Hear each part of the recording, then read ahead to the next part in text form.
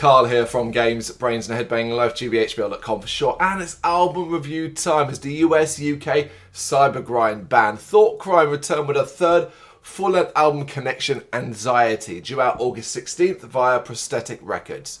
Closing all wounds and opening the dance floor, Connection Anxiety is a defiant act of jubilation and self-celebration in a world, let's be honest, that can oftentimes feel at odds with joy.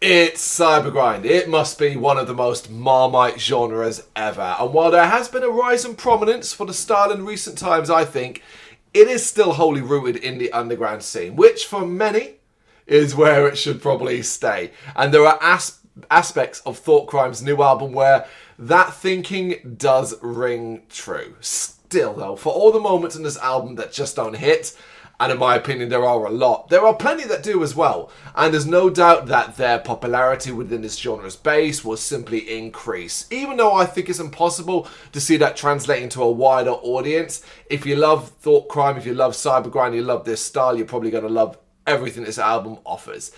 And I really hate being negative, especially with an album that wants to create a happier space in the face of so much gloom.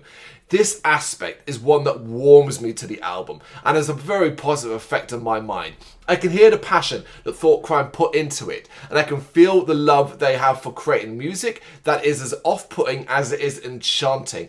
I like Thotcrime and what they are doing. Hell, I even reviewed Digital Drift in 2022. So regardless of my feeling on this album, I simply want that to be known. First, fan of the band, fan of what they're doing, fan of what they do on this album. Alas though, this is a struggle, and I consider myself quite open-minded these days. There's no easy way to say this. Parts of this album I think are just bad. The meshing of different creative directions and genre ideas results in a messy experience that is abrasive, annoying, and poorly thought out. Yet, and perhaps most baffling of all, it will switch to be something far more exciting, far more enjoyable, and far more memorable from a positive perspective. It actually does start off well, hitting a rave-inducing high with a better world as possible, bringing the energy with a heavy and punk-infused slice of wackiness called Behind the Cracks, and sounding nicely chaotic with We Hope Some Good May Come of This, which features Bottom Surgery. It is with This Podcast Could Have Been 4 Seasons that things start to go off the rails, failing to spark much passion even though it moves fast and wild. Garden Court, which features Bagel Rabbit, follows that in similar unimpressive fashion, featuring some, if I'm honest, cringe-worthy vocals, poorly thought out melodic effects, and very missed moments of intensity. However, the chaos of their heavier side and moments of ordered rhythm add some catchiness, so it's not all bad. The little things that fade would always be with you. Getting coffee from the corner of the transit view. I don't mean to say that I regret my choice, but I miss my family. Yeah, I miss their boy. Back up my whole life, track for miles and miles, get away. Whereas The Wrong Way is all bad. It's not a rock, metal or alternative track in the slightest, but pure EDM with effects everywhere, causing nothing but constant irritation.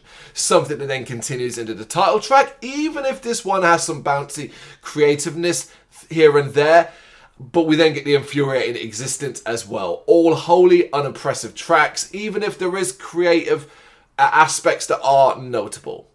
Overall, the problems are manifold, but one of the most obvious issues is the lack of focus, and nothing seems to fit. It's an album that is all over the place, and with so many jarring aspects, this ensures it's not an easy listen overall. Thankfully, Beyond the Journey's End and My Final Escape scale a lot of the silliness back. Don't get me wrong, it's still pretty mental, but it feels scaled back, and Thotcrime offer up two different examples of what they're capable of.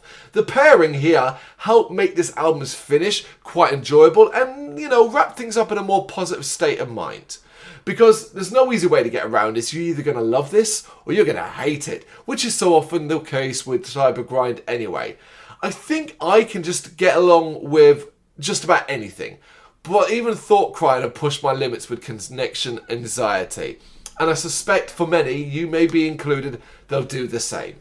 Faking that, no more faking this. I'll give it everything, I'll give it everything. It's not my last shot, it's not my final stop. I'll rather swim until I reach the top. It is connection anxiety. It is out August 16th, 2024 via Prosthetic Records. What do you reckon? You got any thoughts on this? You want to share? You know what to do. Let me know in the comments. Thank you very much for watching. If you'd like to see more content like this, please consider hitting the subscribe button. It is gratefully appreciated. You can find us over at gbhbl.com, our full website where reviews, news and so much more goes up daily.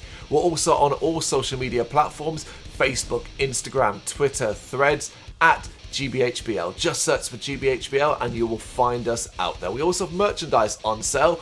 You can access the shop via the website.